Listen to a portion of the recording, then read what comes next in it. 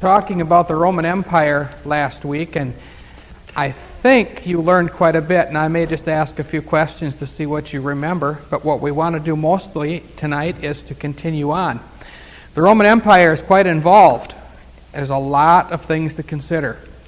And I don't know if it helped you very much last week, but if you remember, I had written out a number of things on this little board here. I don't know what you call these. We used to have chalkboards, but now this works with a little marking pen.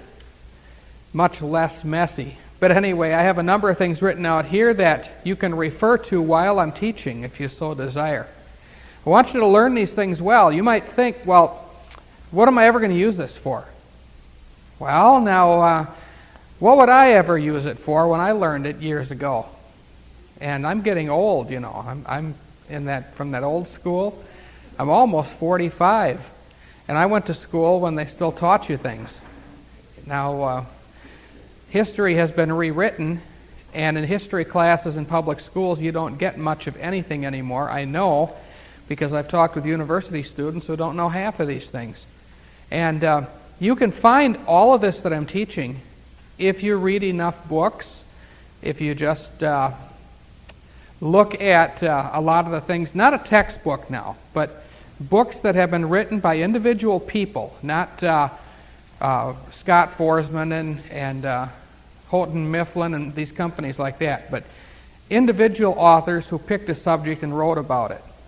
For instance, somebody maybe wrote a book about Julius Caesar or Tiberius Caesar, individualized subjects, or perhaps Hannibal, or Scipio Africanus, or something like that. But if they write these individual books, they research it, and that's where you can really start to put two and two together. What I'm going to be teaching you are things from my own memory. I don't have any notes. I tried looking in an encyclopedia for a couple things tonight. I couldn't find much of anything in there. The World Book Encyclopedia really doesn't say much. It's just the bare minimum and no depth at all. So what we're going to do is I'm going to teach this the way I learned it and apply Scripture to it, and let's see what happens. Now, we are talking about the Roman Empire. Last time we mentioned how it, as an empire, cast off the strength of Greece and was able to rise up through military rule and take over the known world. And for a long time there were triumvirates. Who knows what a triumvirate is? Do you remember? A triumvirate. Think about the word. Tri. Okay, by three. A rule by three. Triumvirate. Virate, you get another word related to that is virile, which means to be strong. Okay, triumvirate. A power of three. A lot of these different governments that exist in the world today, in fact, I think you could say all of them, really existed way back there also during these empires. And the men who rule the world today got their ideas from Rome and from Greece. We talked about a democracy. What is a democracy? Do you remember? That came from Greece, but what does it mean? Demo? What? What does it mean? Demokratian? Okay.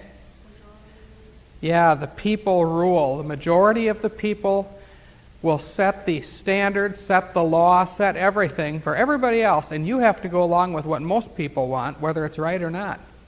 Which is really an interesting thing, because the majority has always been wrong about everything, and history proves that.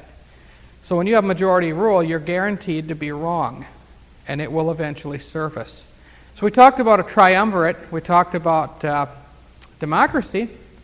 How about an oligarchy? Now there's a new one. Oligarchy.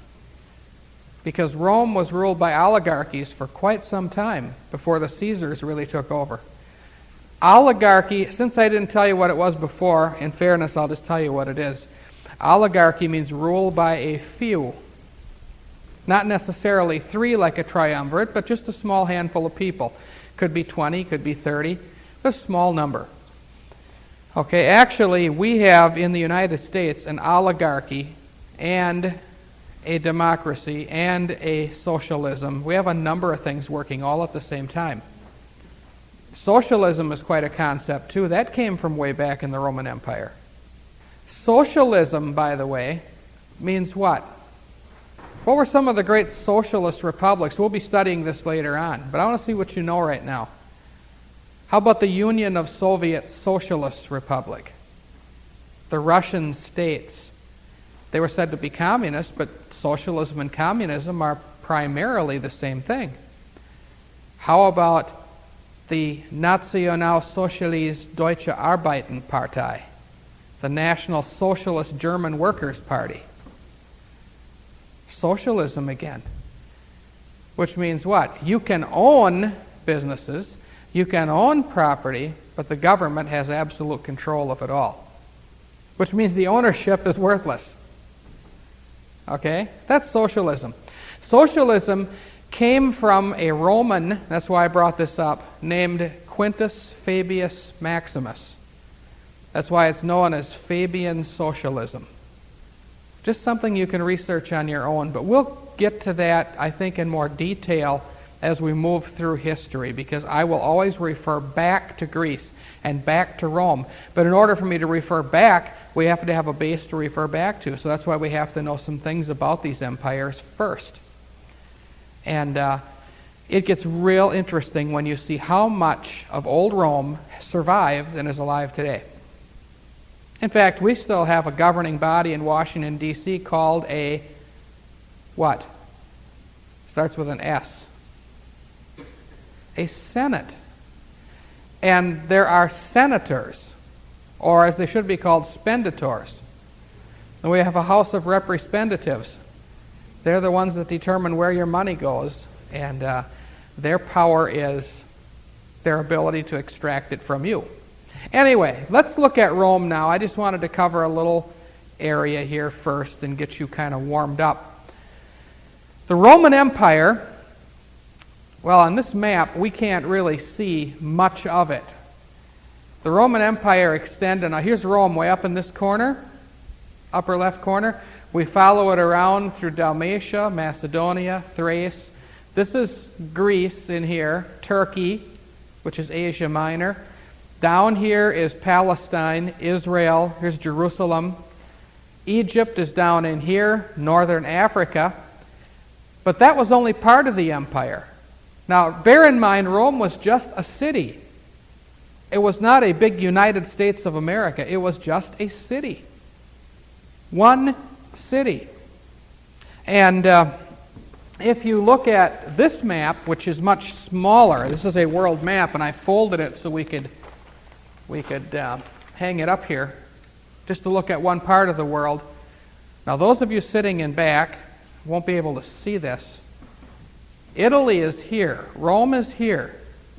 But the Roman Empire extended all the way around here, way out to the Iranian area, the Euphrates River, down and around all of northern Africa, up to the Poles of Hercules, which is Gibraltar. See right here where this point in Africa almost touches Spain? Spain is known as the Iberian Peninsula. Where these 2 points come together, there's a very narrow passage going from the Mediterranean Sea out into the Atlantic Ocean. All right? That passageway is known as the Poles of Hercules. That's what the Grecians called it, the Greek people. And it's actually now called Gibraltar. It's controlled by Britain.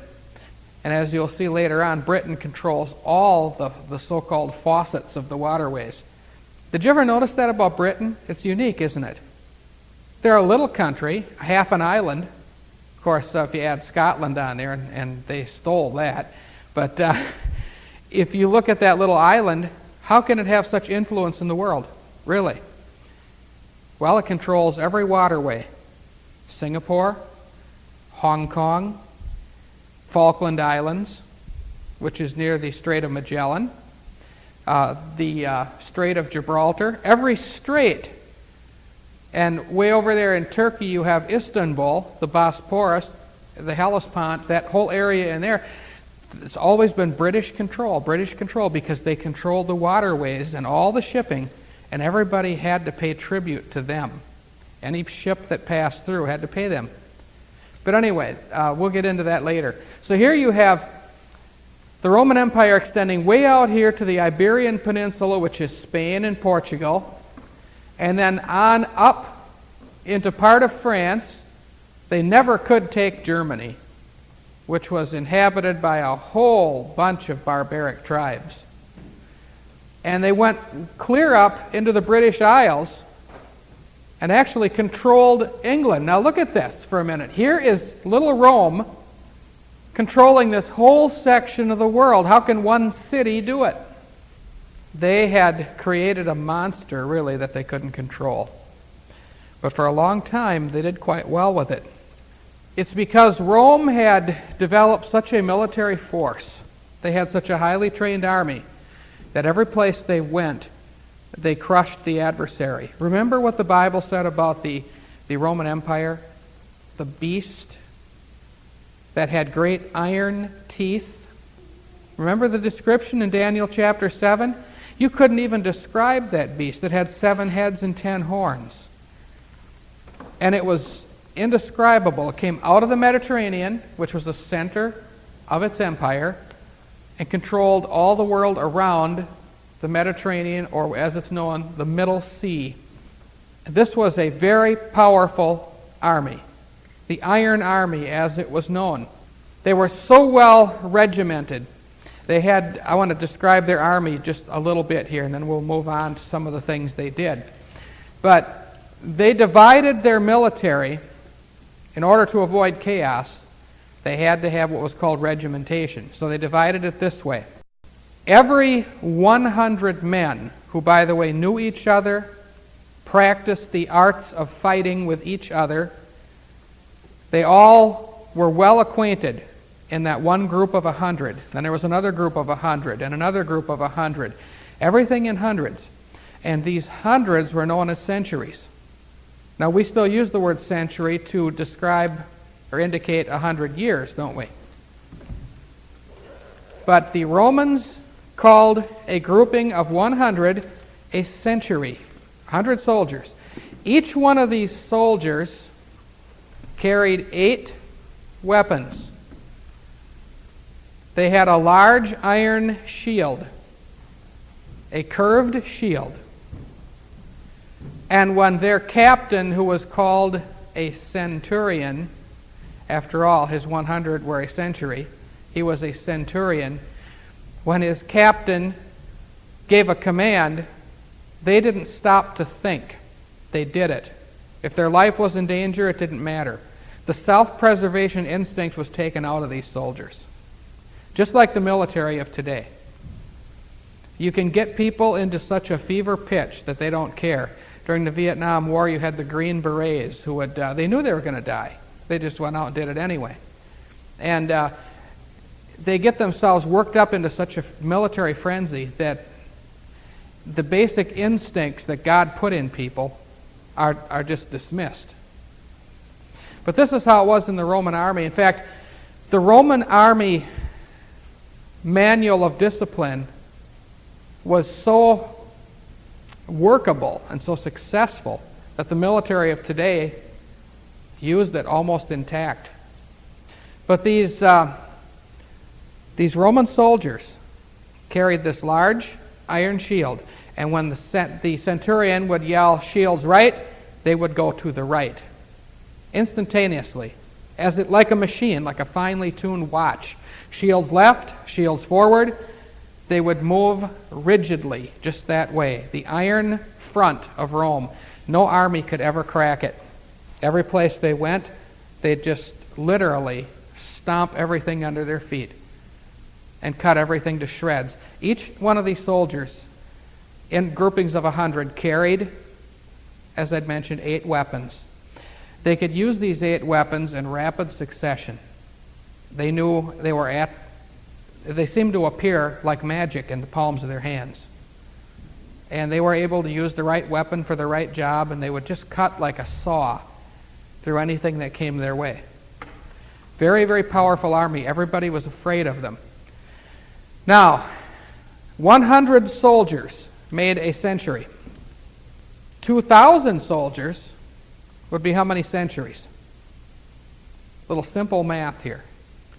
You didn't think you'd get math in history class, did you?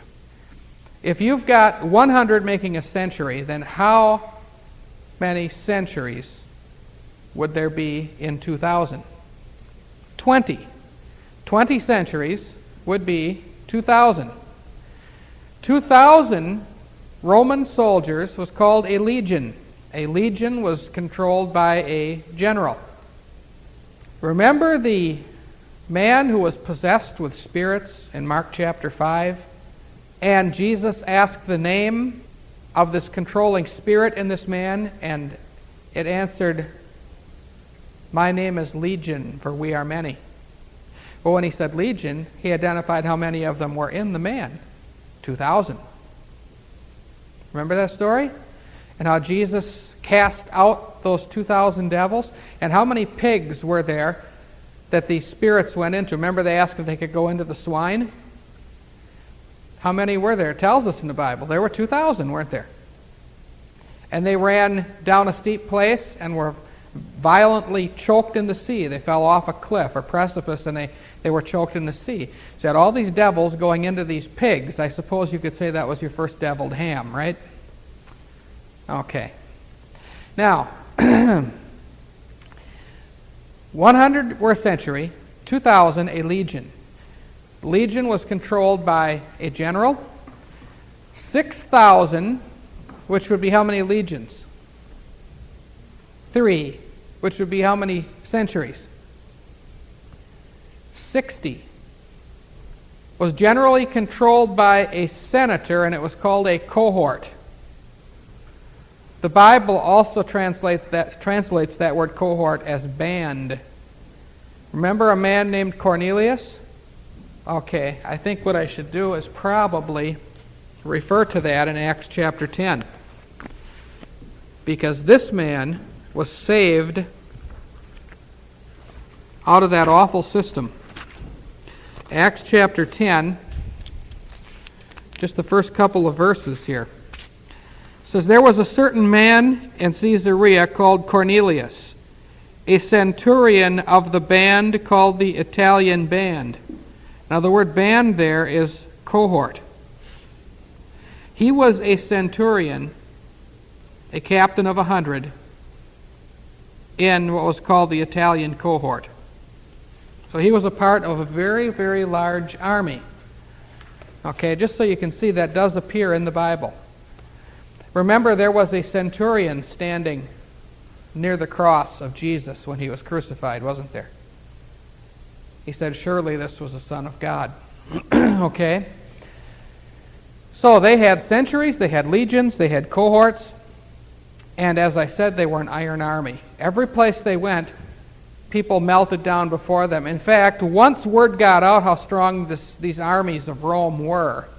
Oh, one more thing about that. Did you know that these senators ruled over these cohorts of soldiers?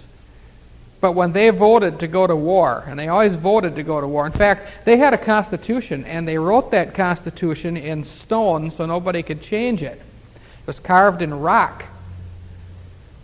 And if a senator voted to go to war, he had to lead the attack. Now, let me ask you something. When the United States goes and lands troops on foreign soil, like in Somalia, or if they went to Bosnia, or Haiti, or all these other places, can you imagine that bunch of senators we've got in there leading the attack? Do you think they would agree to go if they had to lead the attack? Can you imagine Herb Kohl or Russ Feingold out there in front of this army? Or Jesse Helms? Or Newt Gingrich? Or any of these guys? Bob Dole? No, I don't think so. But that's what it was in Rome. In fact, it was law, and it was written in stone. If you wanted to fight a war, you lead the attack. You're the first one out there. You become the prime target. Okay? So they were cut out of a different cloth, weren't they? Anyway, the army was so powerful and so strong and so mighty that something developed, a byword developed, called Pax Romana. Let's all join in and say that together, because you want to remember that, right? Pax Romana. When I count to 3, I want to hear you say it. 1, 2, 3. That was a little weak, but you did say it. The Pax Romana. Spelled P-A-X, Pax Romana. What that means is the peace of Rome. It's Latin. It's Old Latin. The peace of Rome. Not peace like in a piece of something, but peace as in tranquility. Peace as in everything is okay. And what that referred to is that the Roman army would come into an area and there'd be no resistance. They would welcome the Roman army and say, "We will serve you. We will be your vassals. We surrender," without a shot being fired, so to speak, although they didn't have guns back then, but without a knife being thrown, without a spear being thrown, or any resistance whatsoever. They would give in to the advancing army of Rome, Pax Romana. Later on, there was a church that grabbed that slogan and still uses it, and it's the Roman Catholic system, which is religious Roman Empire, by the way. And they use the thing also, Pax Romana. Did you ever see on a church window or on church literature a P with an X at the bottom? That P with the X stands for Pax Romana, the peace of Rome. What it means is, I surrender to Rome. Can you see why the Catholic system uses it? The Lutheran church I used to go to had a Pax Romana symbol in the front, which means what? We surrender to Rome. You see this sometimes in Methodist churches, in even some Baptist churches, some of the more stale, nominal type Baptist churches. And you see it in a lot of different places. See, when you say Baptist, there's so many different kinds, I have to qualify that.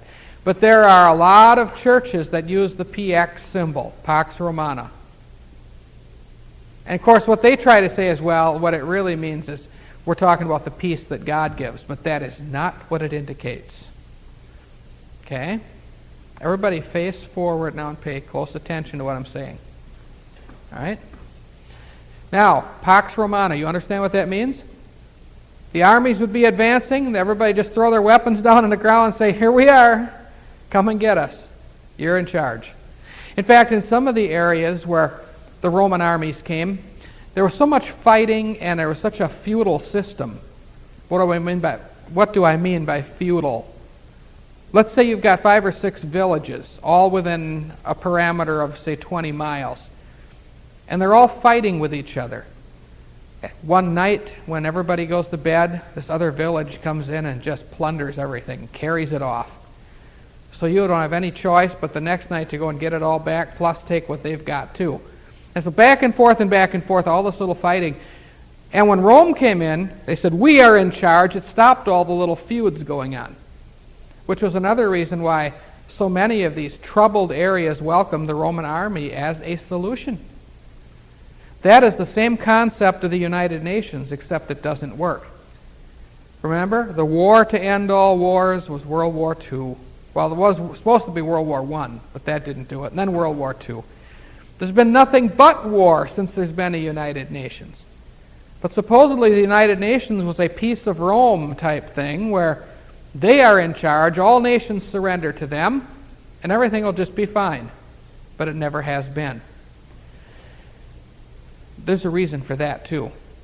In the UN Charter, they have made it very clear that there is never to be any mention of God or of Jesus Christ ever.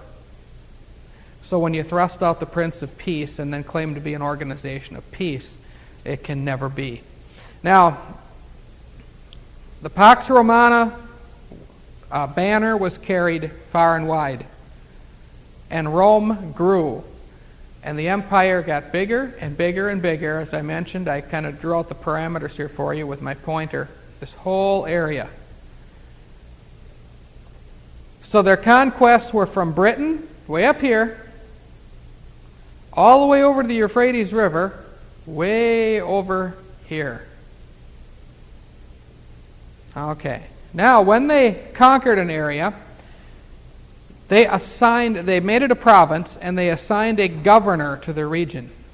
Rome had many governors. But they were quite clever. Actually, Caesar was a smart cookie. What he did is he allowed existing rulers to rule as a puppet ruler.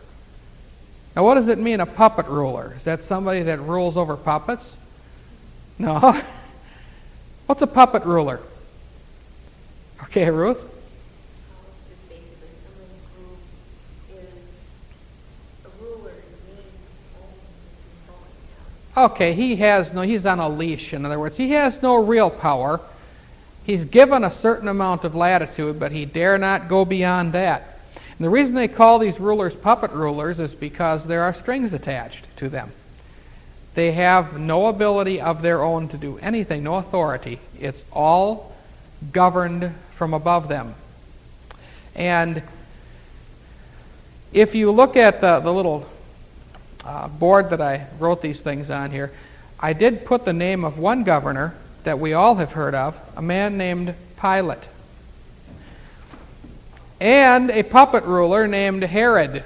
Now, Herod was a ruler of 1/4 of a province. The Romans divided their provinces up into fours, generally, sometimes just in half. And the ruler of 1/4 of a province was called a tetrarch. Tetra referring to 4. You'll find there's a lot of Latin in English as far as a language is concerned. Herod was a puppet ruler. He was an Idumean, meaning he was pretty much of Arab stock. He was of Ishmael. But he claimed to be the rightful king of Jerusalem. And there were followers that believed that, and they were called Herodians. They believed he was a descendant of David, and he was the rightful ruler.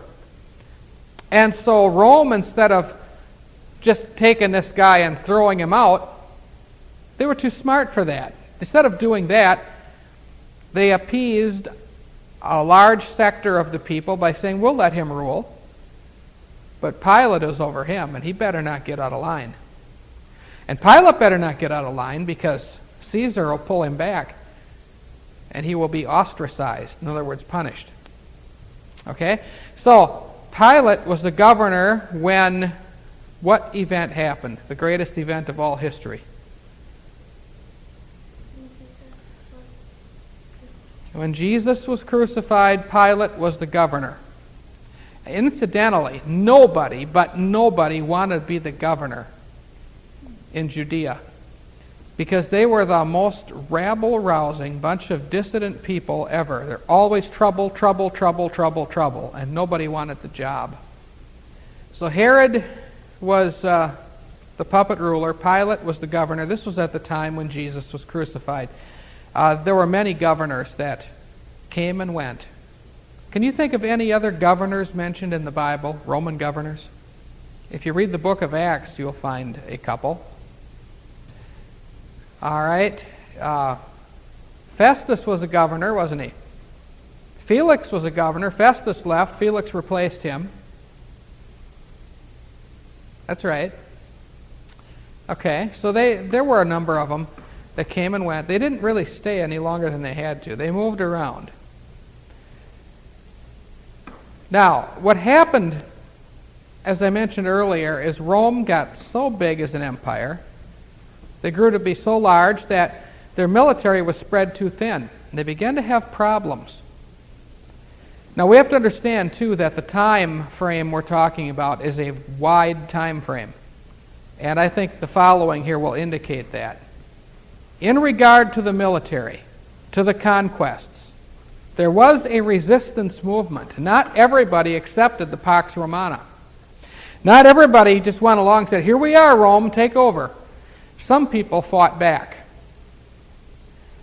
Now, as I said, in the Judean area, there was always the potential for trouble. There was a Jewish zealot resistance from 200 BC until 70 AD.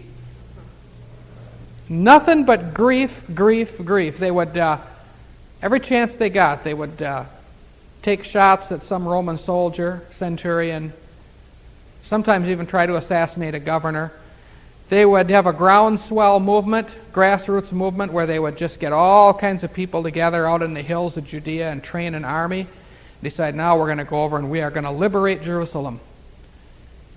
And so it's nothing but grief all the time. Okay, Ruth? For that novel, Ben-Hur is kind of interesting. It gives you a picture as to how things were at that time. Mm-hmm.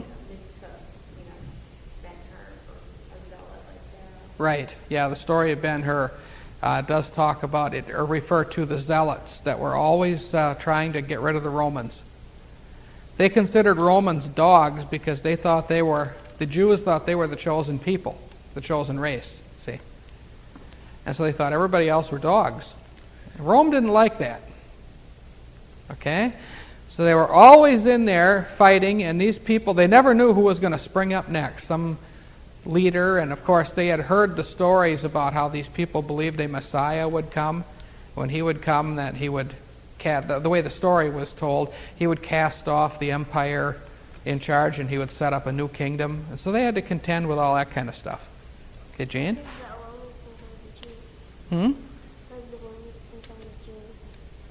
What did the Romans think of them?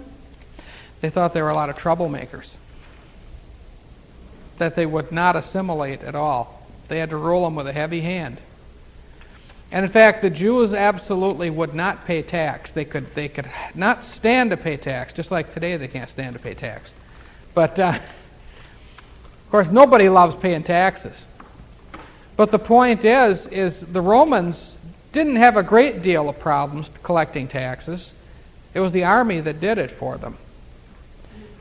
But in Judea, they had some trained men called publicans. And the publicans would go out and collect the taxes for the Roman governor. People didn't pay, they would report it, and of course the army would come in and just take what they wanted to take, and it was pretty rough. So people hated the publicans because the publicans marked up the amount for their services. Whatever the tax was, they added some to it, and they made a lot of money that way. And of course the publicans had a chief publican that they answered to, and he in turn answered to the governor. Now, there was such a chief publican mentioned in the Bible. There are various publicans mentioned, but there was one in particular who was a chief publican, who had a lot of publicans under him. And publican, of course, referred to tax collector. That's what it was. Now, do you know the man's name? He wasn't a very big guy. He was a little short guy. Yeah. Yes, it was. Zacchaeus was the chief publican at that time. And remember, he climbed the sycamore tree to see Jesus? He ended up repenting and giving the money back, didn't he? See, that sounds like a cute little story to tell children, but do you realize the impact that had? A man like that, repenting and giving back all that money fourfold. He literally gave away everything he had. And Jesus said salvation came to his house. And when Jesus said salvation comes to your house, he's the giver of salvation. So that was quite an event. That was no little story. That was a big major thing that happened there. Okay, so there were these Jewish zealots running around all the time causing grief. And that was for quite a length of time, about 270 years of that stuff. You can get sick of that after a while, can't you? But there was another problem, a major problem. See, this one was a local disturbance confined to Judea. There was a man named Hannibal. Everybody say Hannibal on the count of 3. 1, 2, 3. Hannibal. Okay. Funny name, isn't it? Hannibal was, well, let me give you a little background on Hannibal. If you look at this map, let's see, right here is Jerusalem. North of there, in this area here, is Tyre and Sidon, the area called Phoenicia. Phoenicia, spelled with a P-H. P-H-O-E-N, so forth. Phoenicia. And the Phoenicians, when the Romans came and took control, many of them fled. They were a seafaring people anyway. They were accustomed to having ships and boats. They sailed across the Mediterranean Sea along the northern coast of Africa, and they settled in a place, these Phoenicians now, settled in a place that they called Carthage. Carthage means new city. And one of the leaders of these people who then became known as Carthage, wow, I'm trying to say this now.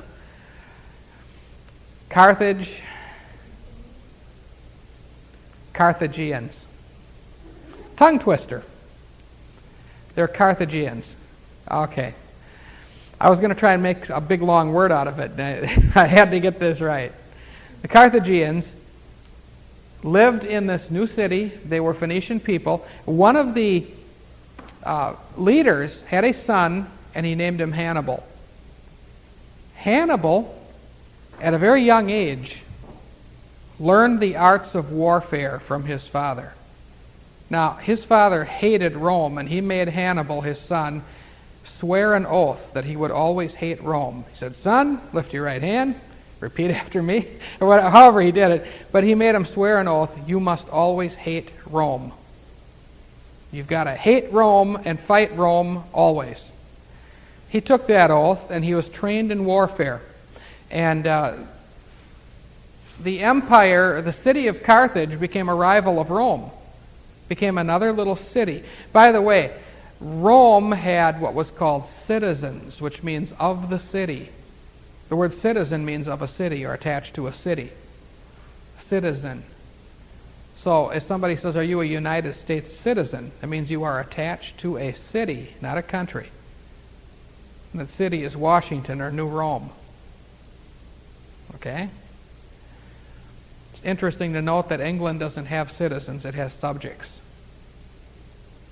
But we'll get into that later too. Anyway, back to Carthage here. Carthage was right in this area, not far from Spain. And in fact, there was a city later. I wonder if it's on here. Cartagena, right here in Spain, is taken from that same name. But later on, Hannibal founded another branch city he called New Carthage. New city. But back to the original Carthage. Carthage began to grow as an empire. They began to conquer people just like Rome. But unlike the Romans, the Carthaginians were not superstitious. The Romans were. Now, Rome was still ruling Carthage. And they began to get worried because Carthage kept getting bigger and bigger and bigger. And so Rome started to put heavy taxes on them. They figured, if you're that big, we are going to really tax you. You're going to pay a lot of tax. So here's what happened. The Romans didn't know it. But their ships were sailing the Roman ships, galleys were sailing all over the Mediterranean, patrolling everything. But they would not go beyond the poles of Hercules. Because Hannibal had suborned, in other words, hired a whole bunch of people and spread rumors that beyond the poles of Hercules were gigantic sea monsters that had swallowed entire ships. And he had these horror stories of how these monsters licked their chops as they chomped into the bones and the flesh of the sailors. Their screaming cries for mercy and blood-curdling screams could be heard in the distance across the rolling waves. And he spread these stories, and of course, the Romans, being superstitious, just froze with terror. And they got near the poles of Hercules, and their goosebumps would stand up. They couldn't stand to go beyond it. And so much so that when they went into England, they crossed over this land bridge here and went up that way. Okay?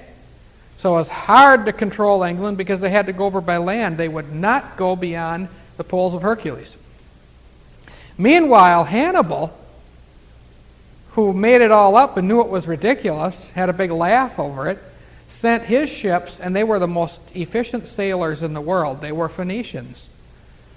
That's all they ever were sailors. They'd go freely through the poles of Hercules, down along the coast of Africa, the Ivory Coast, all the way down here, even went all the way under Africa, and all the way up to India and to the Orient, and they carried back tons and tons of gold and ivory, all kinds of fruit and spices, and riches beyond belief.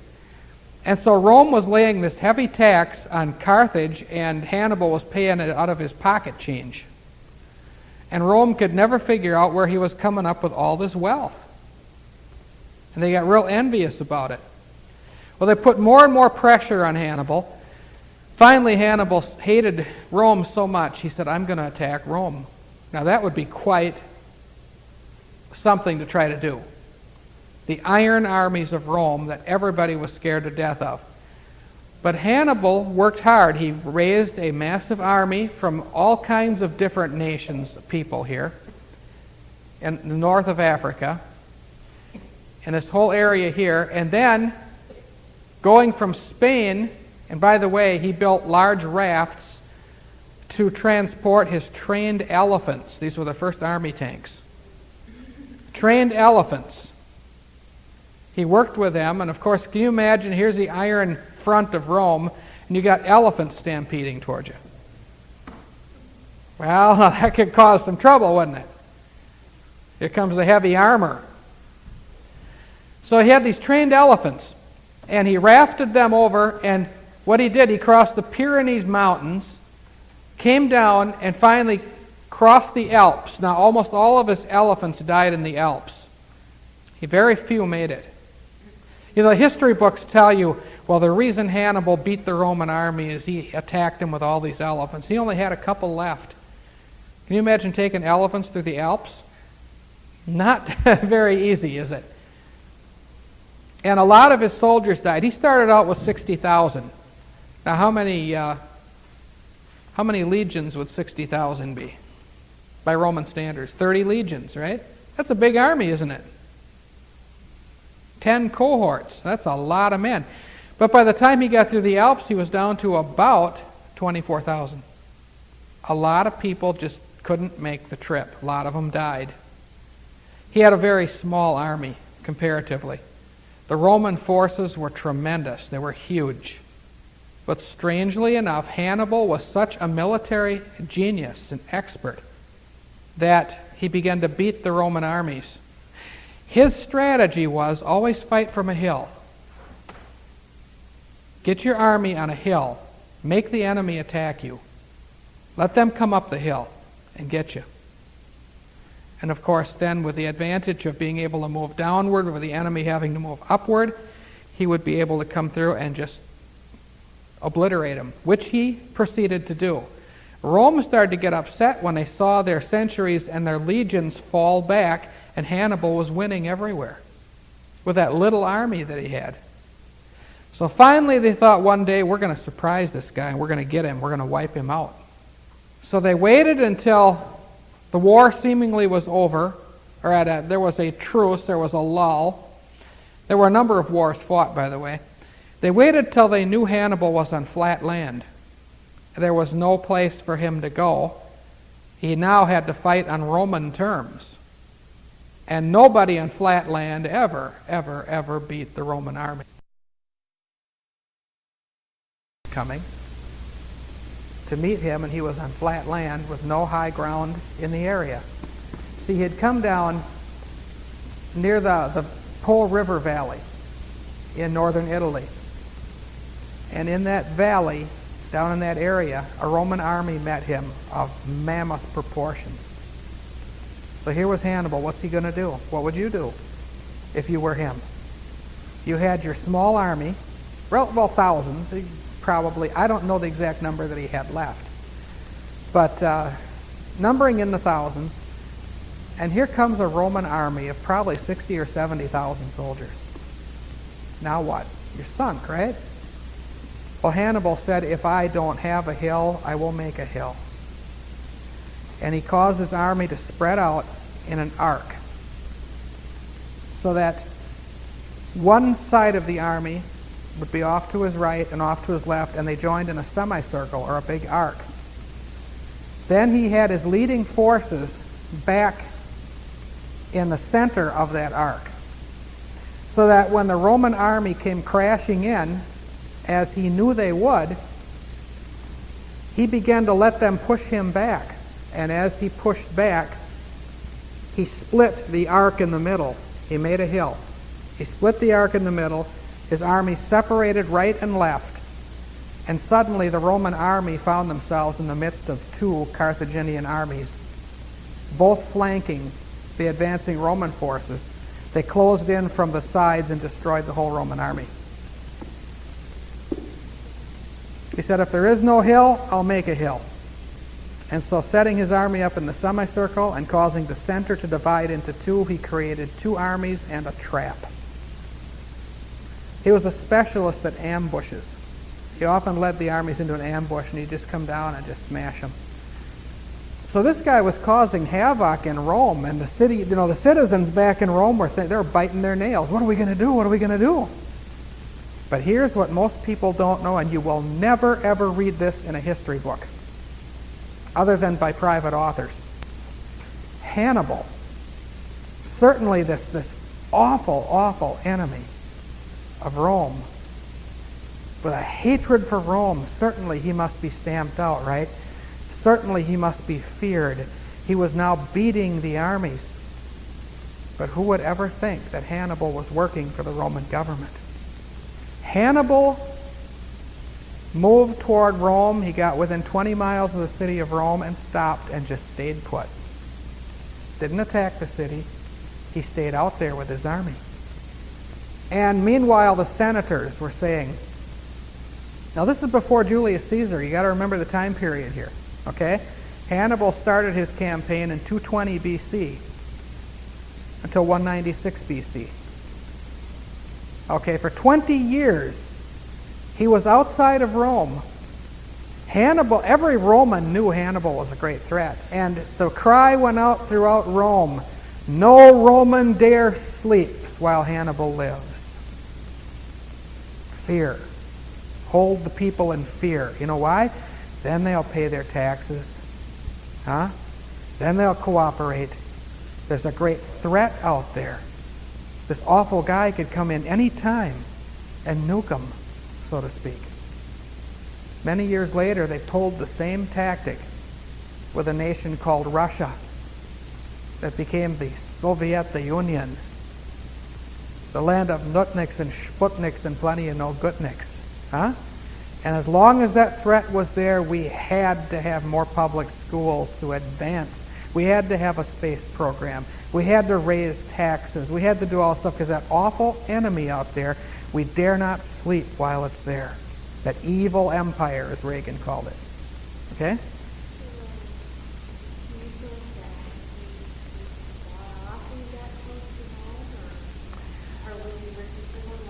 He was working for him all along. I'll tell you how we know that. Okay? So here's Hannibal out there. Outside of the city of Rome, the Romans are just shaken. The common people don't know, but the senators had this all arranged. All of a sudden, once Rome had enough power and had enough laws passed where they had the people really under their thumb, now they were in control, and the people, the citizens, had given up so many of their rights in favor of protection. You understand how that works? All of a sudden, Hannibal appears in the Roman Senate as a senator. There he is, this enemy who defeated the armies. He's sitting there as a senator. See, he was in the game all along. Okay?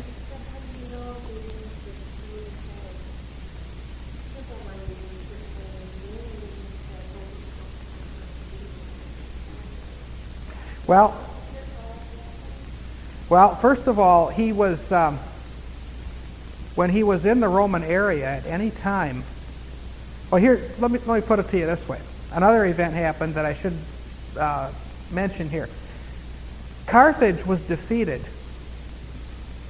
While Hannibal was over here, you've got a Roman general named Scipio, it looks like Scipio. S-C is spelled with, starts with an S-C. Scipio came in with his army into Carthage and destroyed all of the military force back there. He was then given the title Africanus. In other words, Scipio of Africa. Where was Hannibal? Well, Hannibal was just having a wonderful time back here, sitting 20 miles outside of Rome, knowing all along what he was going to be doing, corresponding back and forth with the Senate. I mean, letters had been written. Suddenly he's in the Senate, ruling in Rome. Okay? And, you see this same thing over and over throughout history. They build a paper tiger, but the guy's in on the deal. Just like over in, if you look at World War I, when we get that far, I'll tell you about the little meeting between all these rival nations, the leaders of these nations in Switzerland, how they got together, planning the war. But the num-nums aren't supposed to know that, see? Now, in 196 BC, Hannibal, a senator now, very powerful in Rome. You got to remember, that would be like Brezhnev coming over here and ruling, or Gorbachev, or one of these Russians. Why, that'd be almost like having a Bill Clinton who used to march around in Moscow. I mean, there's all these. So you got to remember, these guys in power today read these books. They got these ideas from somewhere. Anyway, in 196 BC, Hannibal stood up in Rome, took out a knife, thrust it into himself, killing himself. His last words were, "So all Romans can sleep." It was all a big game. He had been ruling in Rome. But now, it was a joke to him. So all Romans can now sleep. And did himself in. Sure. Well, you have to understand the mentality of the Romans. When they feel like their life had reached its apex, what more is there? You know? And so a lot of them did that. It was not all that uncommon. No, he didn't cut a deal with anybody, because the Roman armies could have crushed him after he made his initial advances and got to a certain, within that 20 miles of Rome. He could have been easily surrounded and destroyed. But they didn't want to destroy him. See, the farther out you got from Rome, the fewer armies there were. The more potential for victory there was. You get within the area of Rome, and they had hundreds of legions all around here. And he was just sitting there and nobody ever attacked him. Nobody ever went after him. He never went after anybody. But yet, all through the streets of Rome, no Roman dare sleeps while Hannibal lives. No Roman dare sleeps. It's like back in the 60s, build your fallout shelters. They're going to get you. There's like the Cuban Missile Crisis. We dare not sleep, for the Cubans have all these missiles pointing at the United States. They're going to nuke us any minute. Same old game. Everybody, get my pen. I got to sign a check. Pay your taxes. Contribute to this. Everybody's bow to the government because they're going to have to protect us.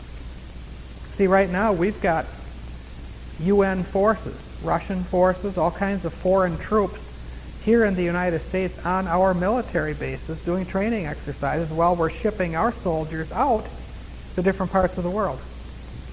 It's the exact same game, and they played it back there in the Roman Empire, and they're playing it again. Play it again, Sam. Huh? Ruth, you look puzzled.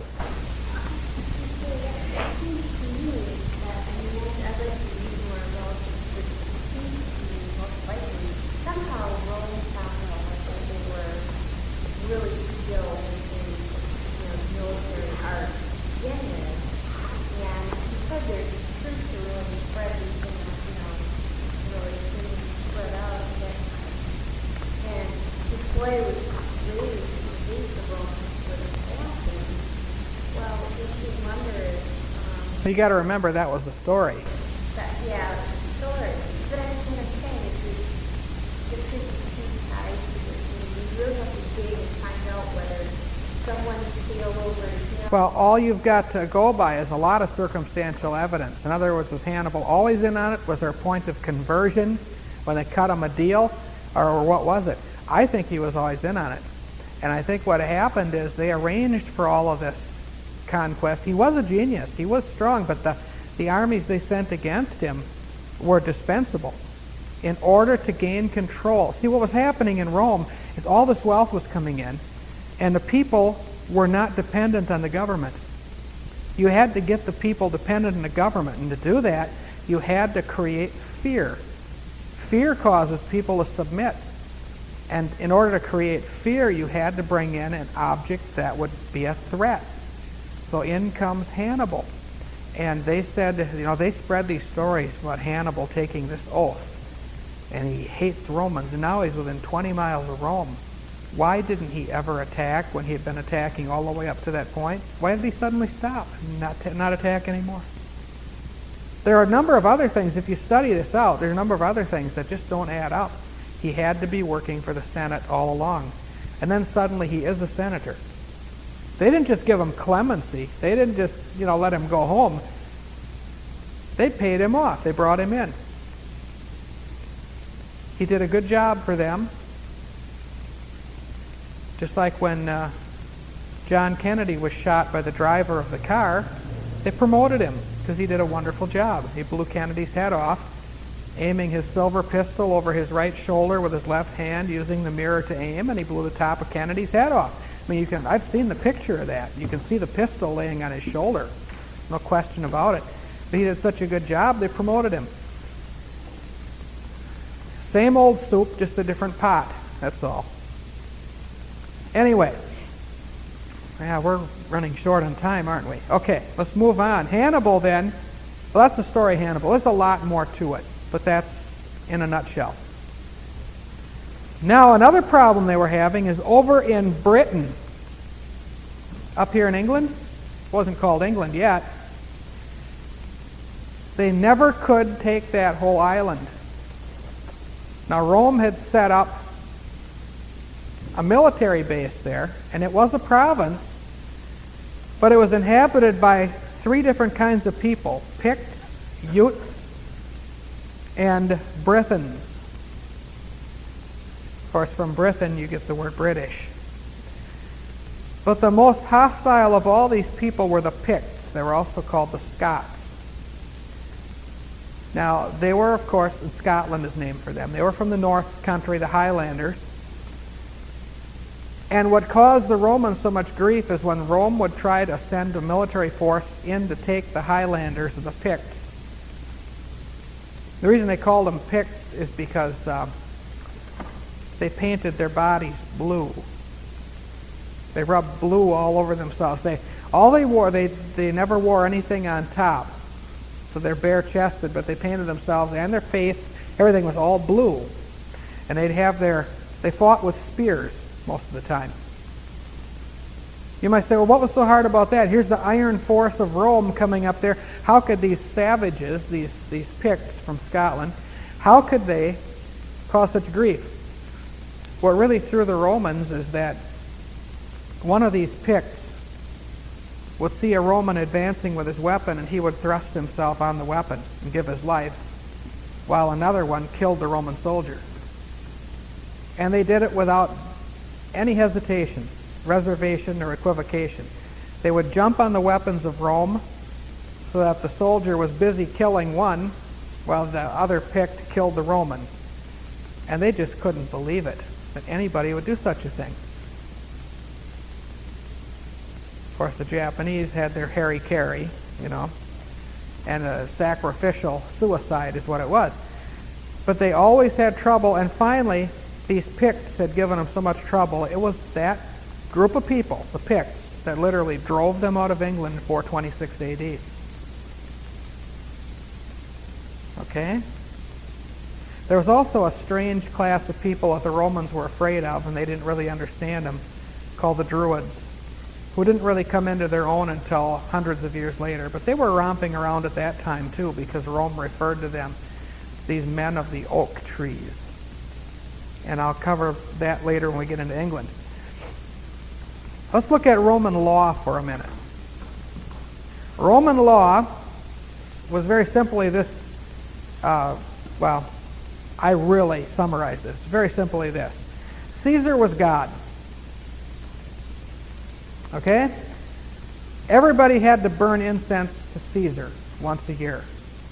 The penalty for not doing it was death. Caesar was God. Caesar meant Christ. The official title of Caesar and his crest, and it was on all the Roman coins, was Pontifex Maximus. Pont Max. That's how it was abbreviated, or Chief Pontiff. What that meant was this. A pontiff was one who could get you from this life to the next. See, he was considered to be God. That in the afterlife, you're going on to your reward, so to speak, you had to have somebody get you there. And pontiff literally means bridge maker. You get the word pontoon from it. A floating bridge or a floating boat, something that floats, gets you across. So he was considered to be the bridge over the troubled waters, with no apology at all to Paul Simon or Art Garfunkel. All right? The pontiff was the one who would get you over. Okay, Ruth, you had a comment?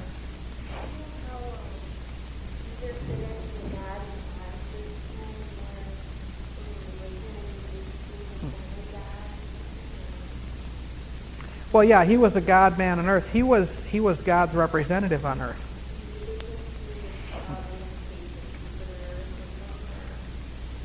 He was, Jove, as they called him, or Jupiter, was their chief god.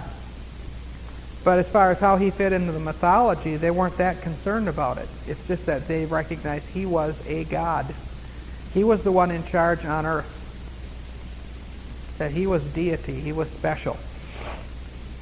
Okay, how he fit into their pantheon was not that important to them, as long as they could look upon him and consider him to be Christ, their Pontifex Maximus, the one who could get them across the river Styx, as the Greeks would have called it, S-T-Y-X, Styx. He was the bridge over the troubled waters of the river Styx that could get them from this life to the next life.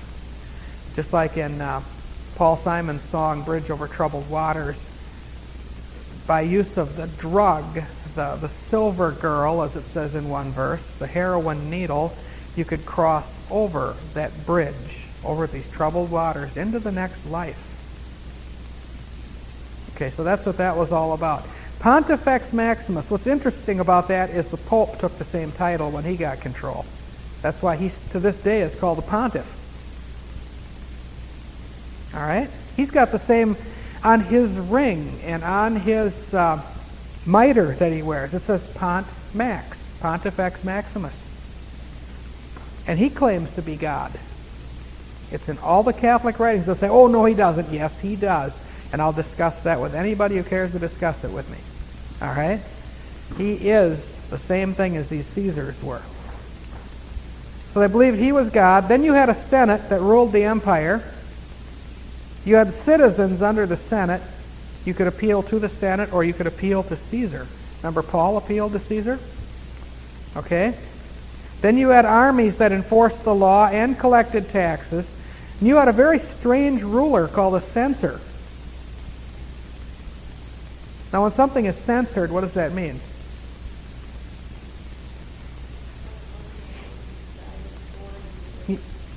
Yeah, a censor is one who makes a decision for you as to whether it's suitable for you or not. The censor did that very thing in Rome. He set the morals. That's how moral standards were set, not from any scripture or writing. The censor said this is good or this is bad. This is acceptable, this isn't acceptable. And he also gave license. You've heard of licentiousness mentioned in the Bible, the giving of license. In other words, there were several days during the Roman year, where the censor said, all laws are suspended, do anything you want. If you want to rape, if you want to steal, anything you want to do, all morals are now suspended. Eat, drink, and be merry. That happened on Lupercalia, Valentine's Day, as it's called. It also happened on Saturnalia, Christmas, as it is called, celebrated on the same day, the time of the winter solstice. So the censor would set morals and he would give license. Now they did have a moral code. They weren't totally immoral people, but on certain days they really cut loose.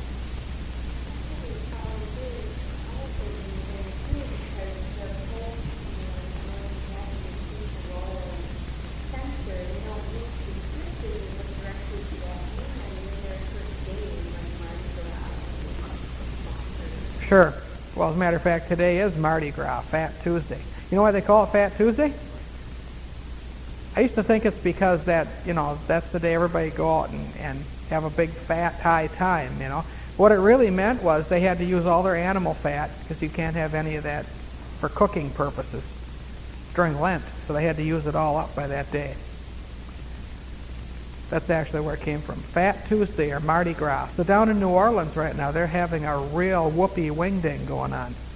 And there are some awful things happening. Everybody goes completely berserk in the French Quarter. And of course, tomorrow's a holy day, Ash Wednesday. So now they're living it up and they're committing every sin there is to commit. Everything you can think of, breaking every commandment, because tomorrow they have to go get the ashes in the forehead and get holy again, so to speak. But the censor suspends or gives license on all morals, just like the Pope sets morals, sets the standards for the church. Now, they had different kinds of punishments. They had the punishment of scourging, which of course is there was a man called a lictor who had a whip. It had 9 strands and it had bone and lead attached to the end of each strand that would cut into the flesh. We know that Jesus took 39 of those lashes for our healing. Okay? Jane, did you have a comment?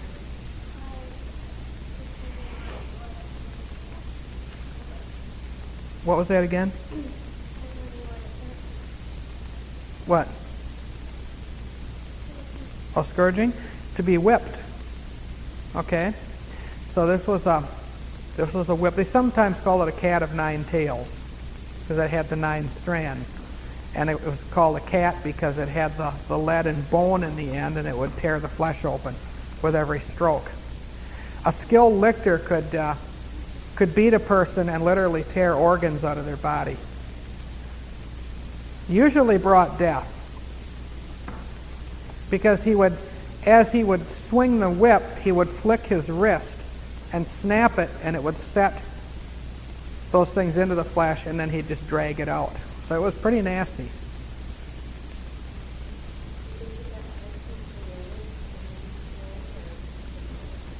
I'm not sure if it crossed the gender barrier or not there. But it was considered a very harsh punishment, but not as bad as going to jail, because the jails were extremely horrible. Okay?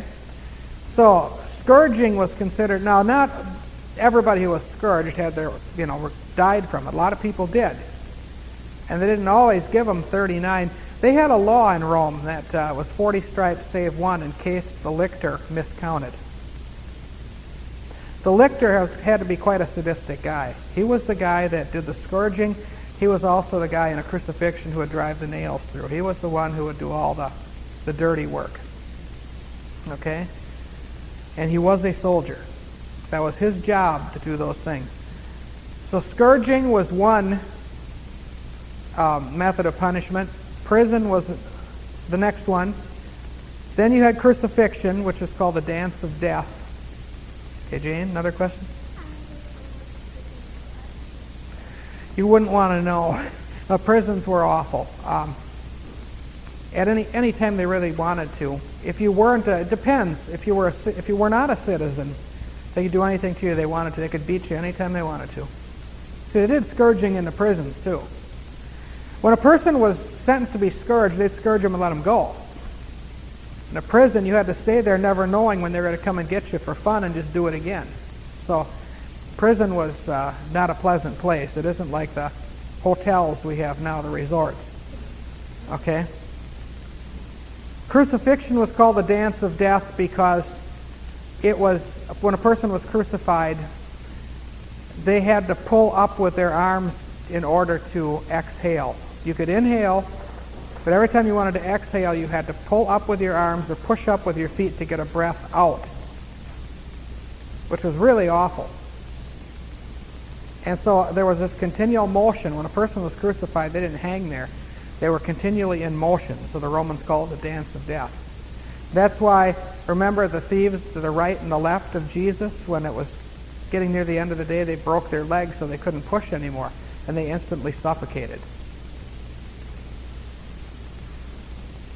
Okay, so that's, you've probably seen pictures of crucifixions where people were tied with ropes instead of nailed. They've accomplished the same thing.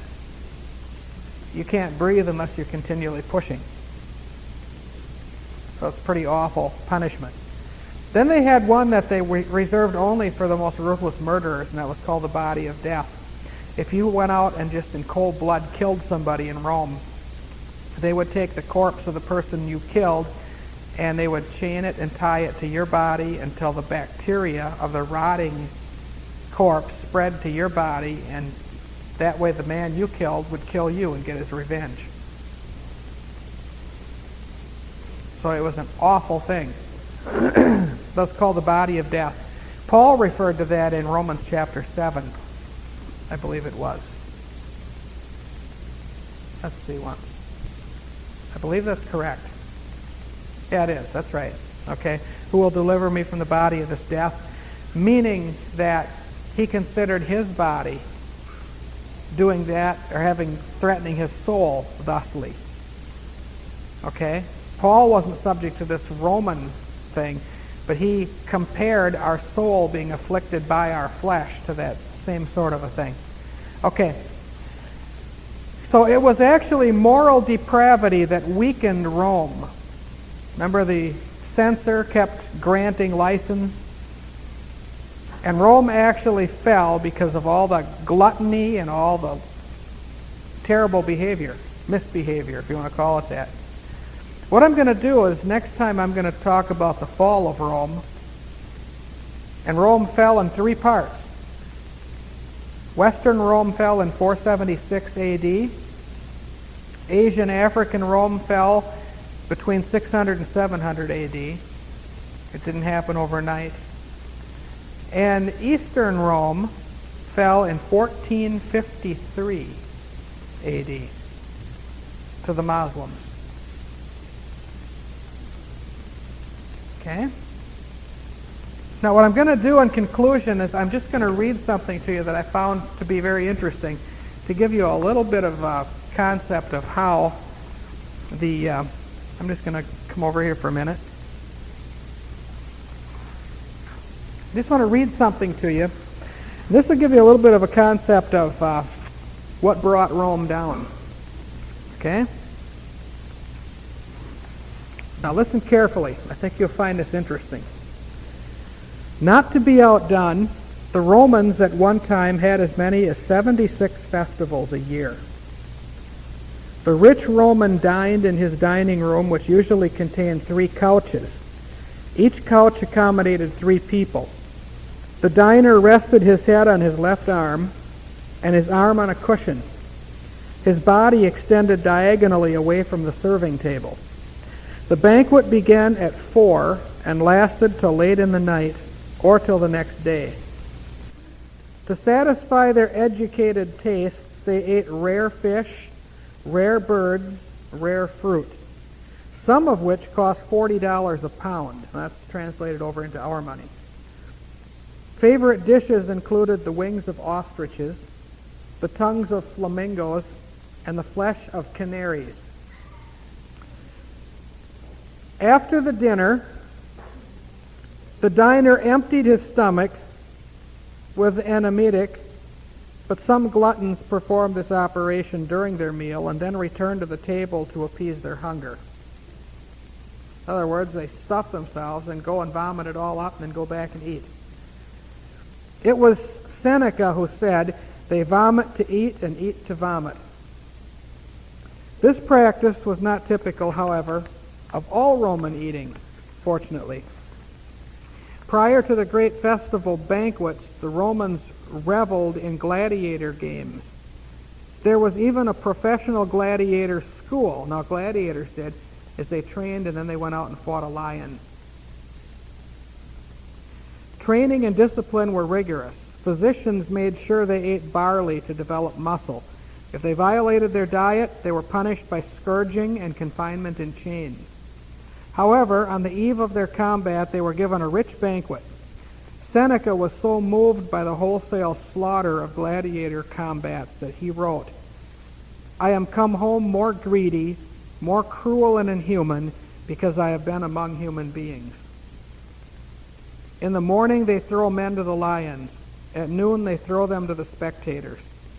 Man, a sacred thing to man, is killed for sport and merriment. The more blood they could see, the better they liked it.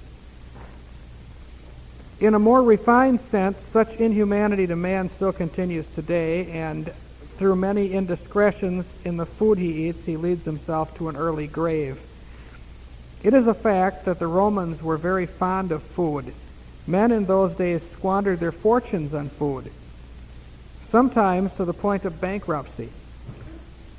To continue eating, they signed on as gladiators, knowing they would be well fed at government expense. M. Gavius Apicius, who lived in the time of Tiberius Caesar, was a wealthy glutton. It has been said that after he spent about $4 million on food, he checked his accounts and, finding himself left with but a mere $400,000, committed suicide.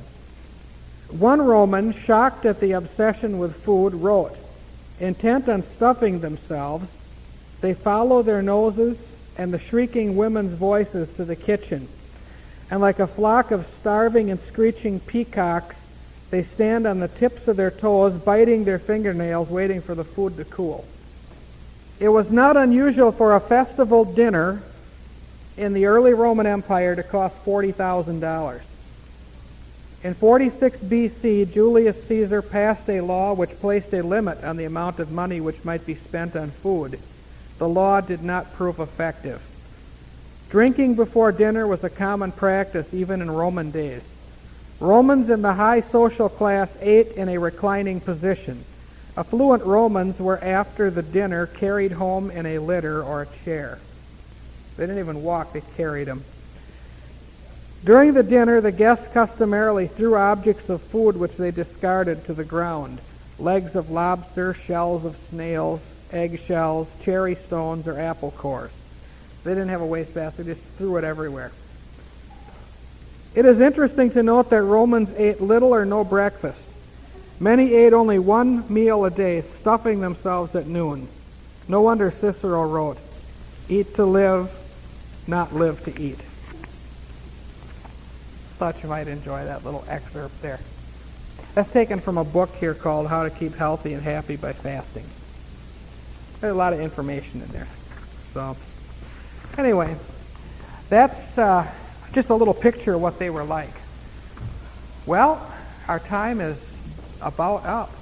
Any final questions? We started about 10 minutes late, so we're right on schedule here. Any final questions about Rome? Because we won't be talking much about Rome next week. We're going to move on now, looking at the fall of Rome and going on into Catholicism, the Holy Roman Empire, and then on into Europe. Why do they eat flamingo tongues? Well, they had some strange appetites. See, it gets to the point where they're always looking for something a little more, a little different. The Bible talks about people whose God is their belly, right? So anyway, well, okay, why don't we be dismissed then, and I hope you learned something.